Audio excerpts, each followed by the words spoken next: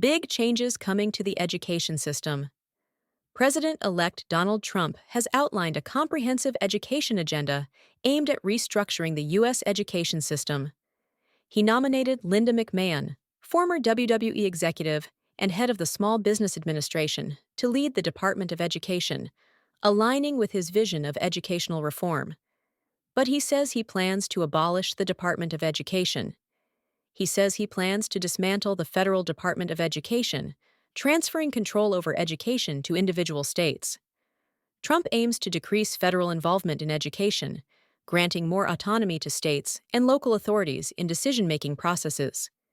He advocates for expanding school choice options, including charter schools, private schools, and homeschooling, to empower parents in selecting the best educational settings for their children.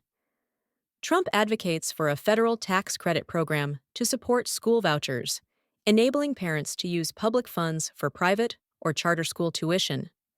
The state of North Carolina spends about $12,298 per student, while the national average is over $15,633 per student. As of 2024, the average private school tuition in North Carolina is $11,038 per year. The private elementary school average tuition cost is $10,507 per year, and the private high school average is $11,775 per year. The private school with the lowest tuition cost is Trinity Baptist Academy, with a tuition of $1,850.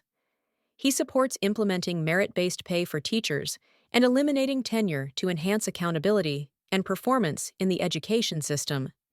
He advocated for incorporating non-traditional subjects, such as vocational training in fields like plumbing, welding, and electrical work, into the education system. He emphasizes the importance of preparing students for skilled trades and practical careers that do not necessarily require a traditional college degree.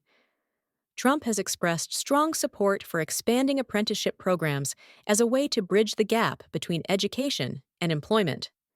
During his previous administration, he signed an executive order to promote apprenticeships, aiming to increase funding and create more opportunities in partnership with businesses.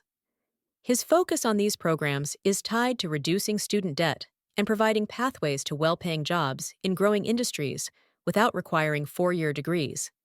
He says he is going to create the American Academy, a free online university that will be funded by taxing large private university endowments to provide accessible higher education opportunities. It will have free online learning opportunities covering every subject, and all federal jobs will recognize degrees or certifications from the proposed American Academy. He has proposed rethinking the traditional accreditation system for education. As part of his education reform plan, he has discussed enabling non-traditional institutions, including employers, businesses, and other organizations, to provide credentialing and skills-based certifications. The goal is to offer alternatives to traditional college degrees, focusing on practical and career-oriented education.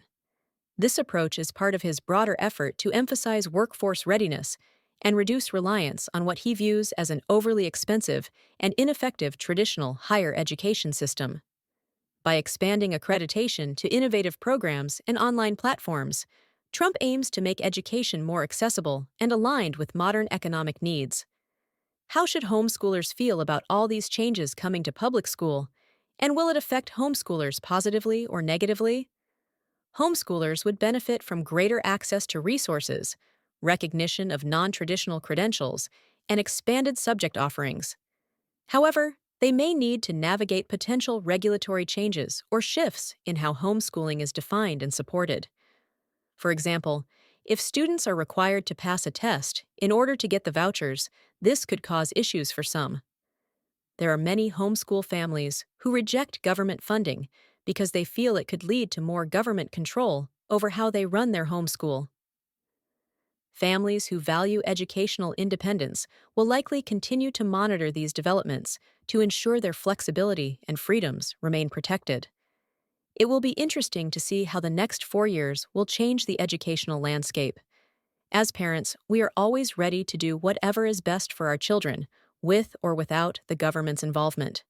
Thank you for joining us for this edition of the Soaring Eagles Teacher Lounge. Make sure to like the video and subscribe to the channel for more homeschooling content.